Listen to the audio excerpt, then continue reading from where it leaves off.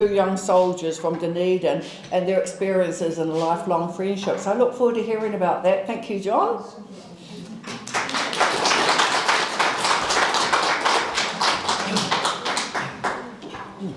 Kia ora koutou, and thank you for inviting me along this morning, because for today, the 11th hour, the 11th day of the 11th month, as you know, for armistice, and we have a service over the road at that time. Okay, to set the scene then, on the 28th of June 1914, Archduke Franz Ferdinand, who was the heir to the Austro-Hungarian throne, and his wife were assassinated by a Serbian-backed terrorist. During the crisis that followed, Europe's leaders made a series of political, diplomatic and military decisions that would turn a localised conflict in Southeast Europe into a global war. Austria-Hungary, with German encouragement, declared war on Serbia on the 28th of July. Russia's support of Serbia brought France into the conflict.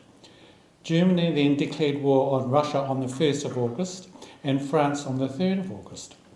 Germany's violation of Belgian neutrality resulted in Britain declaring war on Germany on the 4th of August 1914. World War I had begun. The Governor-General of New Zealand, the Earl of Liverpool, announced that New Zealand was at war with Germany. He announced this from the steps of Parliament on the 5th of August 1914. The total number of New Zealand troops and nurses to serve overseas in 1914-18 was 100,471 from a population of just over 1 million.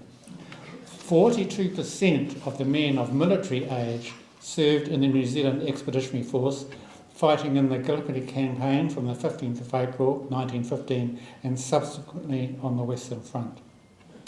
16,697 New Zealanders were killed and 41,317 were wounded during the war, a 58% casualty rate.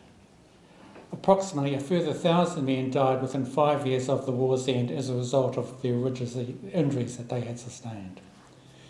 The armistice was signed on the 11th of November 1918, ended the actual fighting, but it took 6 months of Allied negotiations at the Paris Peace Conference to conclude the peace treaty.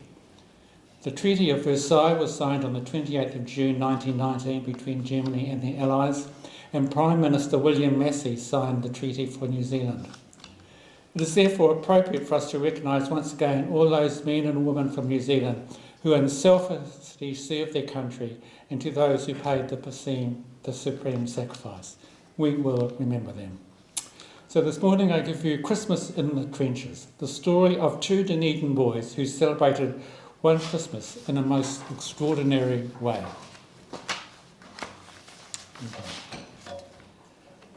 My name is Johnny McLeod. I'm from Dunedin South. We lived in Victoria Road with a crib at Tyree Mouth. My dad, he worked at Hillside, the workshops NZR. Engineering was his skill side. He built the Dunedin tram car. My loving mum, she cared for us, my brothers Jack and Jim, and everything she did for us through times both good and grim. My boyhood days at primary school, 'twas Caversham we went, to right the wrong our golden rule, our happy days were spent.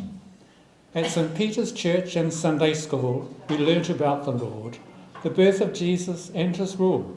The pen is mightier than the sword. And then Otago Boys High School, we grew up as young men. Spare the rod, it was the rule. We knew how far to go and when.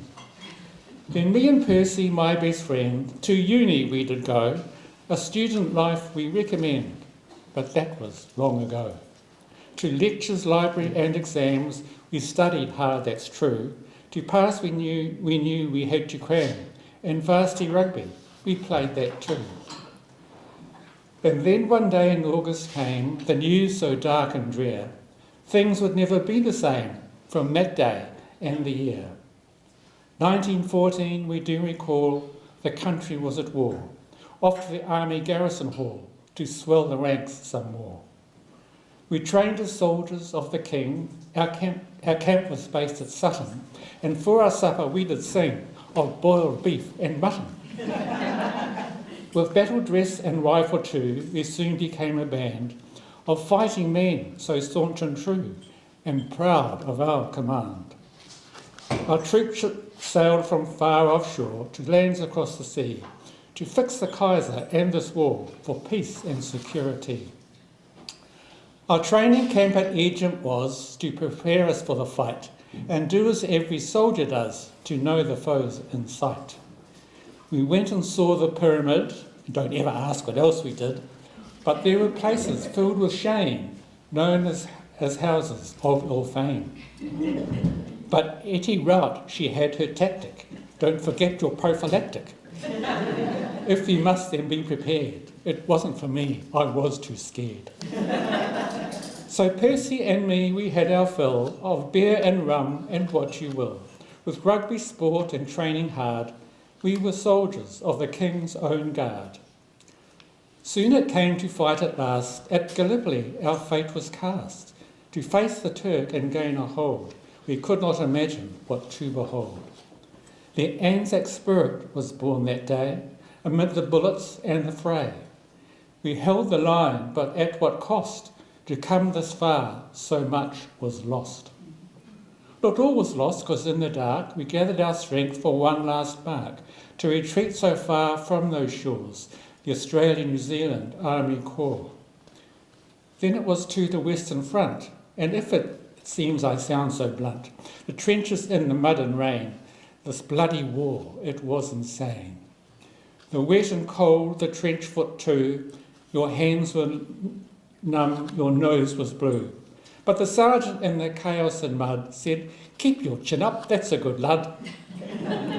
But letters and parcels from home did come, with knitted socks and pudding plum. The Dunedin news had warmed the heart, even though we were worlds apart. And there we were, Percy and me, wondering how this could ever be. Yours is not to wonder why, yours is but to do or die. But we could see them from our stand. There was Fritz across no man's land. It gave us the will to keep on going, even though the strains were showing. And lo, it came to Christmas Eve. There's no chance for any leave, but a star it shone so bright in the dark and gloomy night. The shells they stopped, it was so quiet, there were no bombs or guns to fire at. A silence in the cold night air. Thanks be to God, it was our prayer. Then out of the darkness a sound was heard, a softly singing Christmas word. A silent night, a holy night, all was calm, all was bright. The German soldiers sang their song, through the lines it went along. The first year, Noel, we knew it well, we gave it something, I can tell. A look above the parapet, and everything their line was set, with blazing lights a sight to see, the crowning glory, a Christmas tree.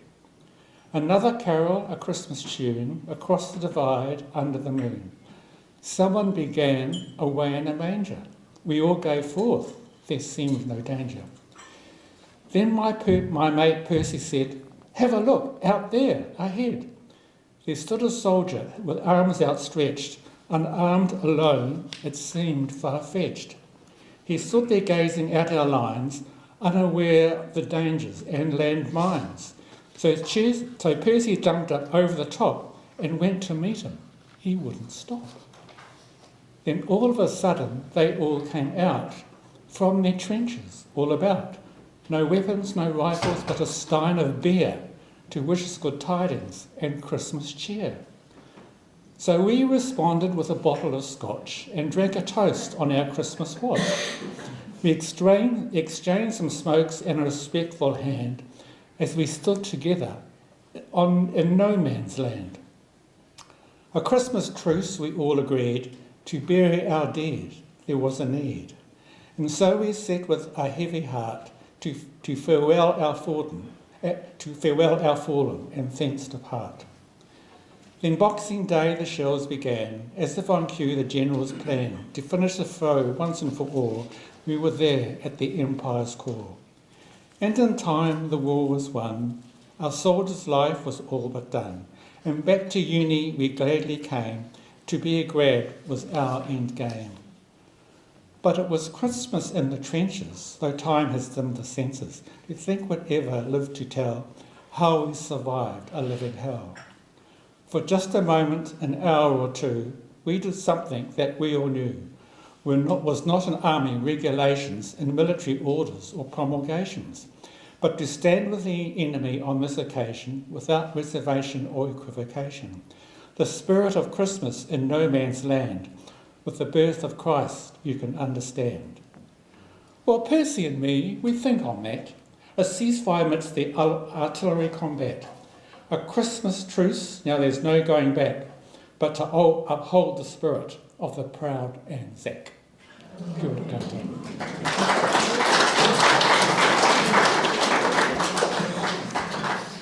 That's really moving, isn't it? You know, they don't do that now, not in Gaza and other places in Ukraine. Anyone got That's any true. questions they'd like to ask or any comments since it's Armistice Day? My thing is that it'd be over 500,000 of our population would go now of that percentage. Yes. And that's just mind-boggling. Yeah. I think it's all just so sobering, really. We all just have to reflect. Oh, well, I thank you very much for sharing that with us. It's really, really special. Thank you. You're welcome. Right.